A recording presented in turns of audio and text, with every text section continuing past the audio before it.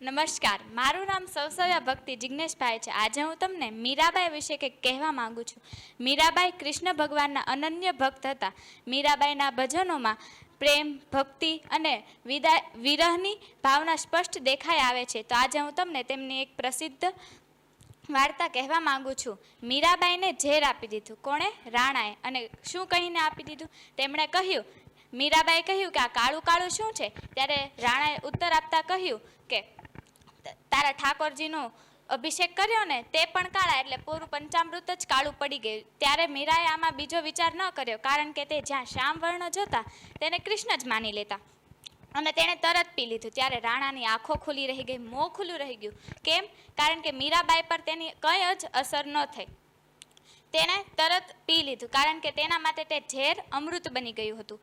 ત્યારે રાણા લાંબા સમય સુધી જોતા રહ્યા અને કહ્યું, તને મેં આ કાલકૂટ ઝેર જેવું ઝેર આપ્યું છે કે જેની સુગંધ પણ કોઈ લઈ લે તો તેનું મૃત્યુ થઈ જાય, પણ આ તો આખો પ્યાલો પી ગઈ, કેમ ન મરી?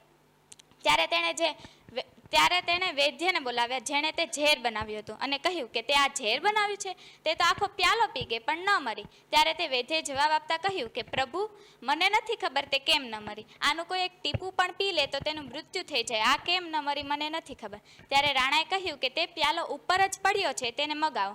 ત્યારે તે પ્યાલાને મગાવ્યો અને કહ્યું, આને ચાટો. જો તમારું મૃત્યુ ન થયું તો હું માનીશ કે તમે ખોટા હતા, અને જો તમારું મૃત્યુ થઈ ગયું તો સાચા હતા. જ્યારે તેણે એક ટીપું ઝેરનું મોઢામાં મૂક્યું, તરત જ તેનું મૃત્યુ થઈ ગયું. મીરાબાઈનો પરિવાર, સાસરિયું સ્તબ્ધ થઈ ગયું કે આ કેમ સંભવ છે. ત્યારે તેની લાશ વૈદ્યના ઘરવાળાને મોકલાવી અને તેને જાણ થઈ કે વૈદ્યનું મૃત્યુ કેવી રીતે થયું છે. ત્યારે વૈદ્યના પરિવાર મીરાબાઈનો જે ભવન હતો તેની બહાર ગયા અને રોવા લાગ્યા. ત્યારે મીરાબાઈ આવ્યા અને પૂછ્યું, શું થયું? ત્યારે પૂરી વાત કહી. ત્યારે મીરાબાઈએ ભગવાન પાસે પહેલી વાર કંઈક માગ્યું હતું કે હે પ્રભુ, તમે માણસોના દુઃખ દૂર કરો છો. આજે કોઈ મારી લીધેથી કોઈકનું મૃત્યુ થયું છે, જો મારા ભજનમાં બળ હોય તો તેમને જીવતા કરી દો. તો તે આખી રાત ગીત ગાતા ગાતા સવાર થઈ ગઈ. એક બાજુ ઠાકોરજી અને બીજું બાજુ વૈદ્યની લાશ. તો તેણે જ્યારે ઠાકોરજીના ચરણોમાં જોયું ત્યાં વૈદ્ય જાગી ગયા અને બધા મીરાબાઈનો જય જયકાર કરવા લાગ્યા. Thank you.